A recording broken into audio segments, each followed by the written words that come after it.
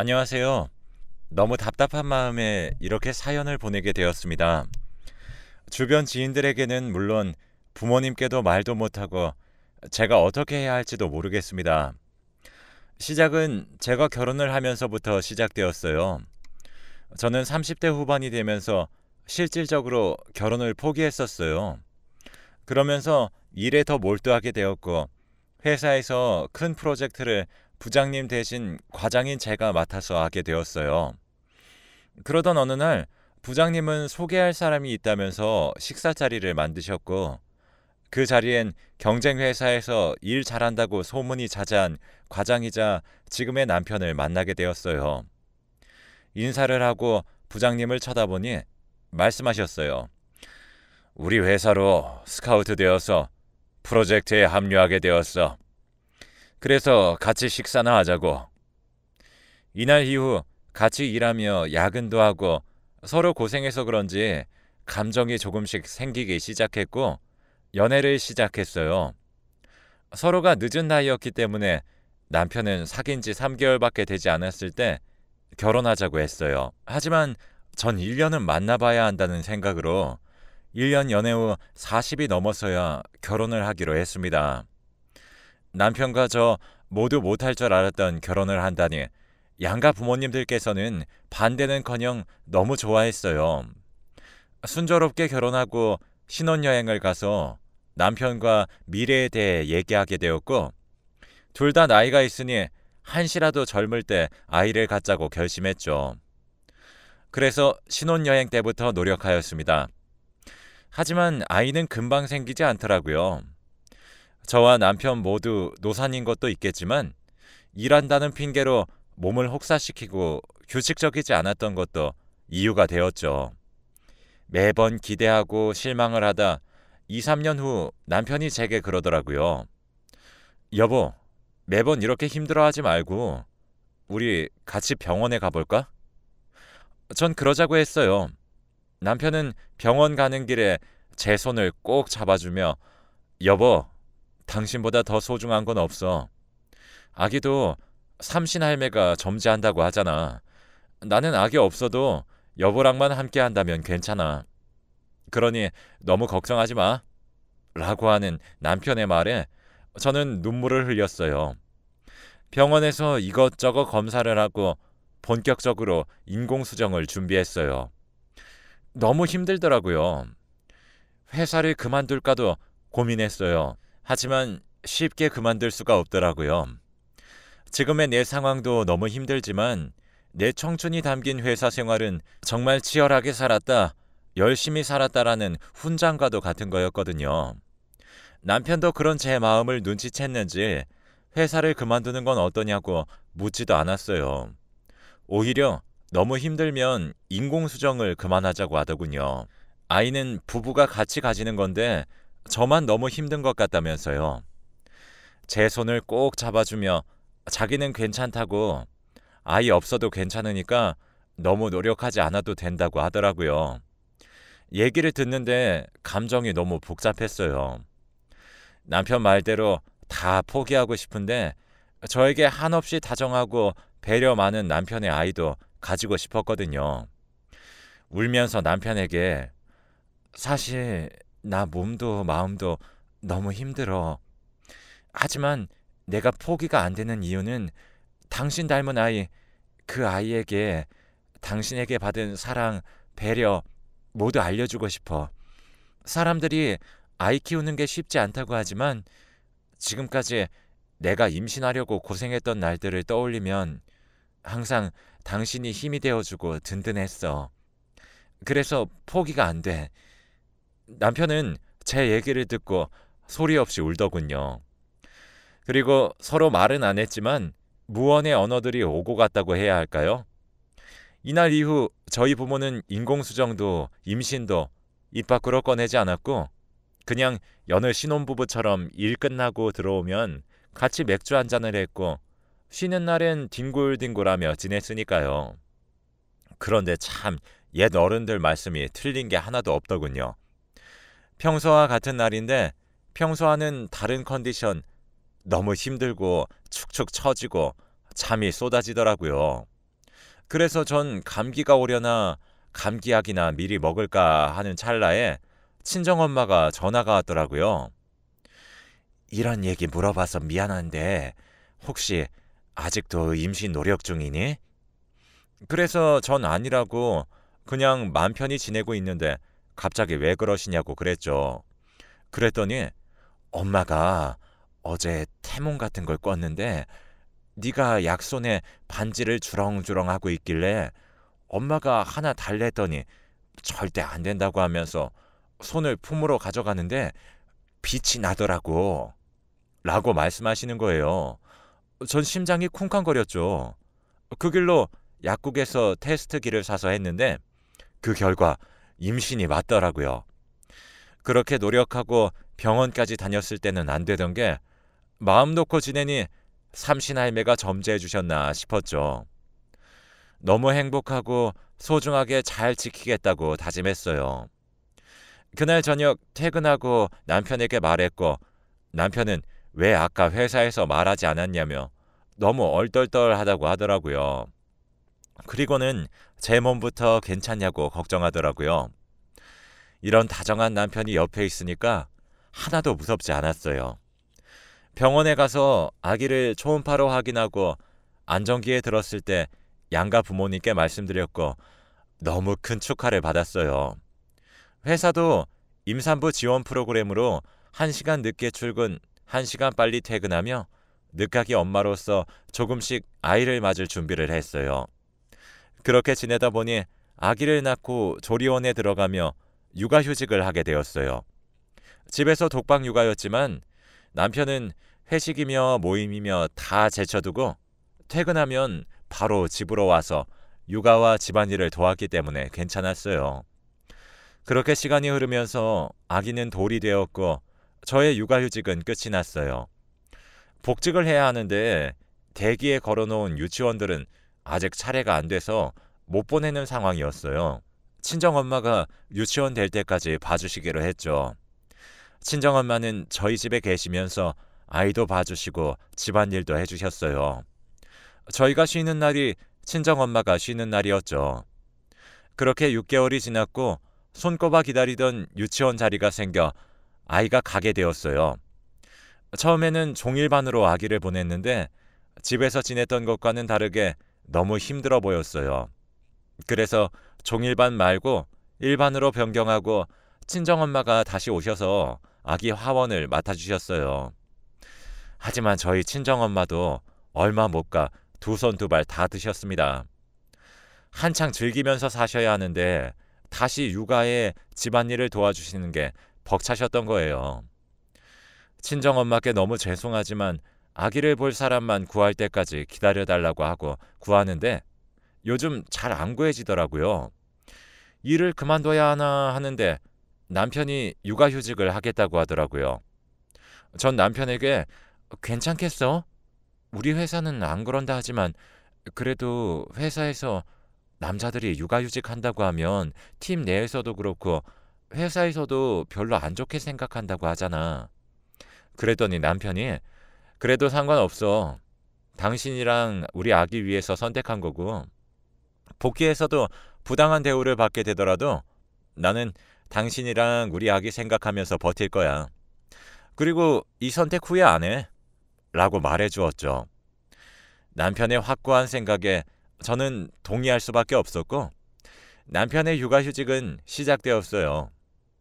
저도 힘들어하시는 친정엄마보다 남편이 집에서 아이 등하원과 집안일을 하는 게 마음이 훨씬 편했고요. 제가 출근을 하면 아이가 하원할 때 남편이 영상통화를 걸어오곤 했죠. 아이와 놀고 있는 모습이라든지 함께 간식을 먹는 모습을 함께 보면서 행복했어요. 쉬는 날에는 같이 육아하고 집안일하고 참 행복했었어요. 하지만 언제부터인가 연락이 줄었더라고요. 처음엔 일주일이면 일주일 내내 영상통화를 했는데 일주일에 5번, 3번 이런 식으로 말이에요. 아이와 함께하면 정신이 없으니까 연락 못할 수도 있지 하며 이해했어요. 제가 먼저 연락할 때는 혹시라도 아이랑 뭐 하는데 방해하는 걸까봐 문자로 먼저 연락한 뒤에 남편이 문자를 보고 영상통화를 하던 전화를 하던 그런 식이었어요. 시간이 지나면서 남편은 아예 연락을 안 했고 집에서는 변함없이 다정한 남편, 다정한 아빠였어요. 아이 하원하면 많이 바쁜가 보다 하고 아무런 말도 하지 않았어요. 그렇게 시간이 흘렀죠. 그러던 어느 하루는 회사도 한가하더라고요. 그래서 남편에게 문자 없이 영상통화를 먼저 걸었어요. 그런데 아이 하원한 시간이 되었는데도 안 받고 문자도 답장이 없더라고요. 처음엔 바쁜가 보다 했는데 시간이 지날수록 연락이 없으니 슬슬 걱정이 되더라고요. 전화를 계속하니 남편이 전화를 끝내 받더라고요. 그런데 한 번도 화낸 적 없던 남편이 받자마자 일 안 해? 왜 자꾸 전화해? 전화 안 받으면 사정이 있나 보다 하고 퇴근하고 와서 얘기하면 되잖아. 라면서 언성을 높였어요. 저는 당황해서 연락이 너무 안 되길래 아이랑 무슨 일 있나 싶어 걱정돼서 그랬다고 하니 화내서 미안하다며 퇴근하고 집에서 보자고 그러더라고요. 육아와 집안일을 하다 보면 마음처럼 되지 않고 힘들어서 그랬나 보다 싶어서 이해가 되었어요. 집에 가는 길에 남편이 좋아하는 와인 한 병을 사서 퇴근했어요. 남편과 와인을 마시면서 오늘 무슨 일 있었냐고 나에게 얘기하고 훌훌 털어버리라고 하려는데 남편이 그러더군요. 일할 땐 일에 집중해서 해. 당신이 자꾸 전화하니까 잘하고 있나 감시당하는 것 같아서 기분이 별로 좋지가 않아. 라고요. 갑자기 이런 얘기를 듣게 되니 당황스러웠어요. 저는 남편에게 알았어. 그런데 화나라고 하는 얘기는 아니지만 처음엔 당신이 아이 하원하는 거랑 간식 같이 먹는 거나 이런 걸 먼저 보여주고 그랬잖아.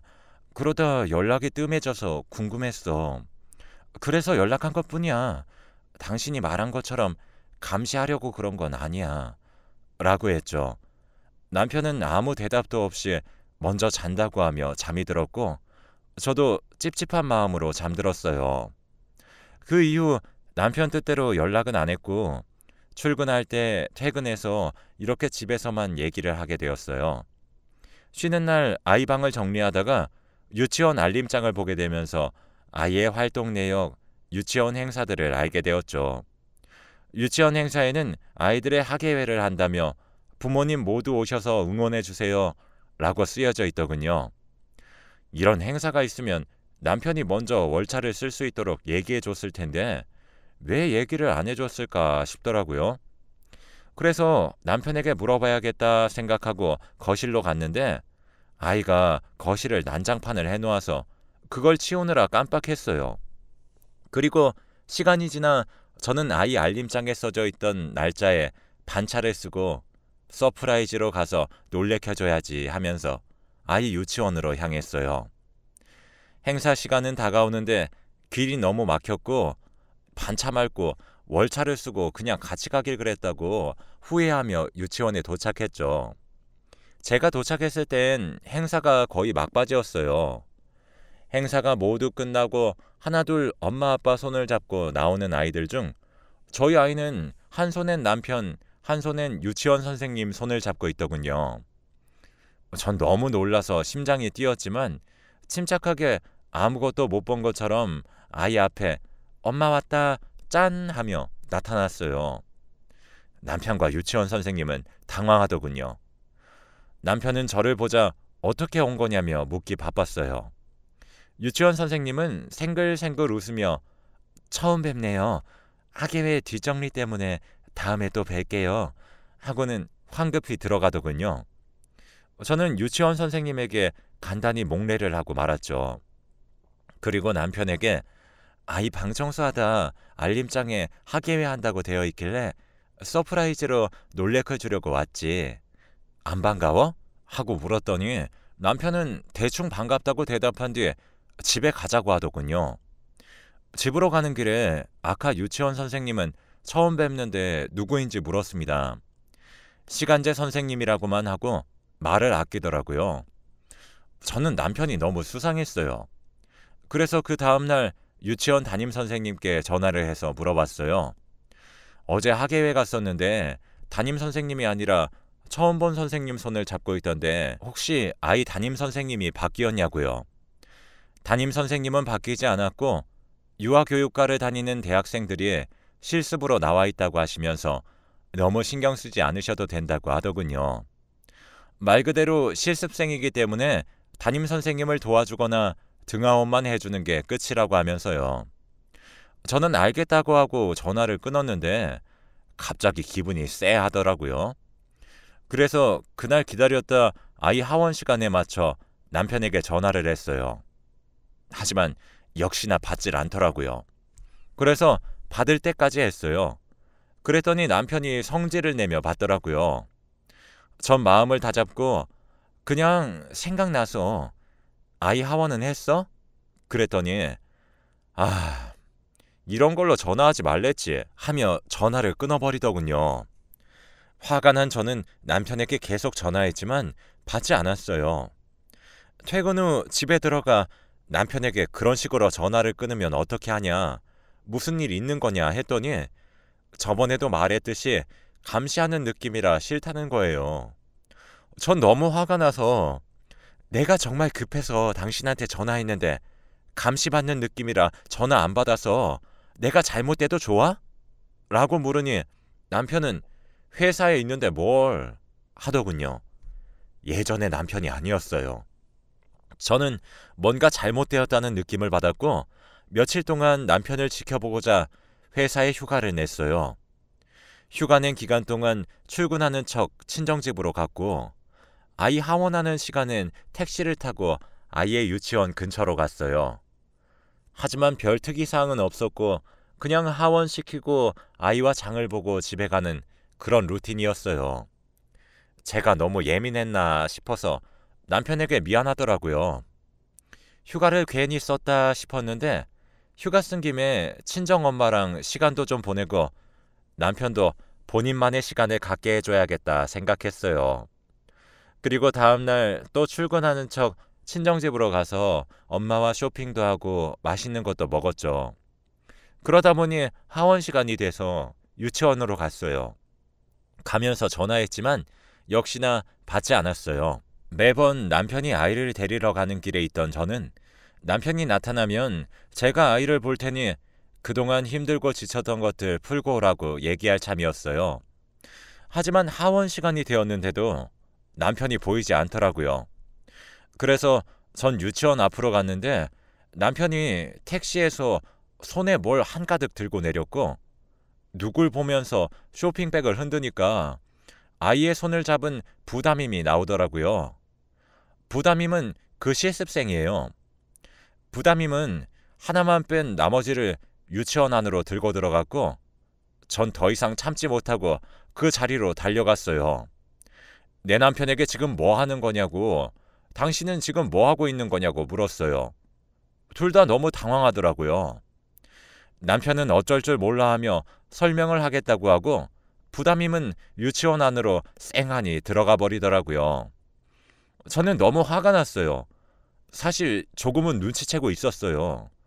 아이의 유치원 행사가 있던 날 눈치 못 챌 여자가 어디 있겠어요?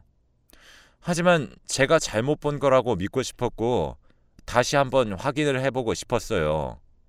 제 두 눈으로 확인을 하고 나니 남편이 불륜을 저질렀다는 사실에 화가 나기보다도 어떻게 아이가 다니는 유치원에서, 그것도 아이의 손을 잡고 불륜을 저질렀다는 사실이 더 화가 났어요.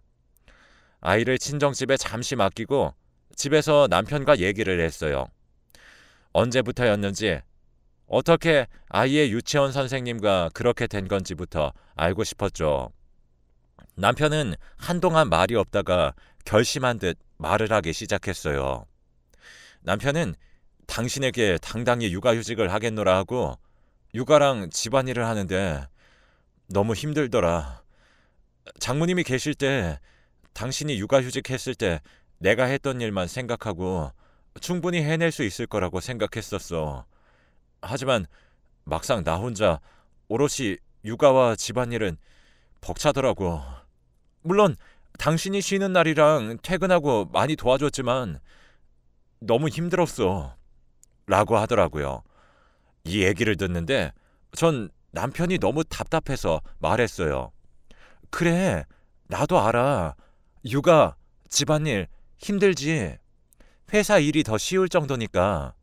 하지만 당신이 그렇게 힘들면 부담임이 아닌 나와 의논하고 나에게 기대해야 하는 거 아니야? 내가 당신 아내잖아. 라고 했어요. 제 얘기를 들은 남편은 한숨을 쉬며 지겹다는 듯 저에게 얘기하더군요. 내가 당신에게 얘기 안 했을 것 같아?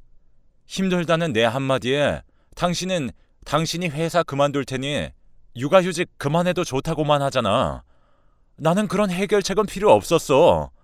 단지 내 힘든 것을 알아주는 공감이 필요했던 거라고. 라고 말이죠. 전 당황스러웠어요. 제 나름대로 남편을 배려하고 위한다고 육아휴직 그만해도 된다고 나는 괜찮다고 했던 건데 남편은 자신이 육아휴직을 하겠다고 할 때 힘들더라도 끝까지 하겠다고 했는데 그런데도 불구하고 왜 자기를 참을성 없고 힘들어서 육아도 포기하는 사람으로 만드냐고 그러더군요. 그런 의미가 아니라 당신과 앞으로 오랜 시간 함께해야 할 사람으로서 당신의 선택을 존중하고 너무 힘들면 내가 하겠다고 말한 거였다고 했죠. 어디서부터 꼬인 건지 이해가 안 가더라고요. 전 남편에게 알았어. 이제 당신 마음 충분히 알겠어. 내가 무심했네. 미안해. 그렇다고 당신 불륜이 정당화될 순 없어. 부담임을 만나게 된 이유도 될 수 없고. 그러니 왜 그랬는지 다시 한번 설명해줘. 라고 했어요. 저의 말에 남편은 차분한 목소리로 말하더군요. 그래, 당신 말이 맞아. 다 핑계일 수 있지. 나도 그러고 싶진 않았는데 아이 등하원 시킬 때 항상 웃는 얼굴이 언젠가부터 참 예쁘다 싶더라. 그러다 어느 날 아이 등원 시키는데 부담임이 아니고 담임 선생님이 맞이해 주셨어. 그래서 난 실습이 다 끝났나 보다 생각하고 말았고 유치원 근처 카페에 앉아 커피 한 잔에 책을 읽고 있는데 부담임이 카페에 들어왔어.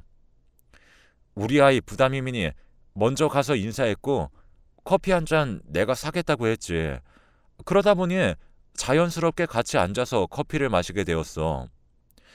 등원 때 안 계셔서 실습이 끝난 줄 알았다고 했더니 오늘은 학교를 가야 해서 그런 거라고 하면서 시시콜콜한 얘기를 주고받았어. 근데 나이 차이가 무색하게 너무 잘 통하고 비슷한 점도 많더라. 그래서 나도 모르게 그날 카페에서 다음에 또 이런 기회가 있었으면 좋겠다고 말을 해버렸어. 여기까지 듣는데 전 아무 생각도 할 수 없었어요. 남편과 제일 잘 통하는 사람은 저라고 생각했는데 부담임이라뇨. 그리고 심지어 남편이 먼저 이후의 만남을 말했다니 화가 나더라고요. 전 너무 화가 난 나머지 남편의 핸드폰을 강제로 빼서 부담임과의 카톡을 확인했어요. 내용은 너무 충격적이었죠. 부담임이 일하는 날엔 아이 하원 후 셋이 같이 밥을 먹는다던가 부담임이 쉬는 날엔 아이를 종일반으로 돌려서 맡겨놓고 둘이 밀회를 즐겼더군요. 아이가 아직 말을 못하고 아무것도 모른다고 생각해서 아이 앞에서 그런 건지 참 어이가 없었어요. 믿었던 남편에게 배신당하고 아이를 맡긴 유치원에 불륜녀가 있고 불륜녀가 있는 유치원도 한패였겠죠. 그렇지 않고서야 유치원 앞에서 그렇게 애정 표현하고 둘의 밀회를 위해 아이를 종일반으로 돌렸는데도 저에게 아무런 얘기도 안 해주냐고요. 그리고 하원시킨 후 부담임이 개인 시간을 가졌다는 게 말이 안 되는 거니까요. 그 다음날 바로 유치원으로 찾아가 담임을 만났어요. 담임은 다 알고 있는지 바로 말씀드리지 못해 죄송하다고 하더군요. 저는 제 아이가 다니는 유치원에 불륜녀가 있다는 것도 그렇고 그런 불륜녀를 눈 감아주는 선생님들을 더 이상 신뢰할 수 없다고 원장 선생님과 얘기하겠다고 했어요. 담임 선생님은 잠시 카페에서 얘기하자고 했고 카페에서 들은 얘기는 더욱더 충격이었어요. 알고 보니 그럴 수밖에 없긴 하겠다 싶더라고요. 왜냐하면 부담임은 원장 선생님의 외동딸이었고 원장 선생님의 압력에 의해 모두들 쉬쉬했더라고요.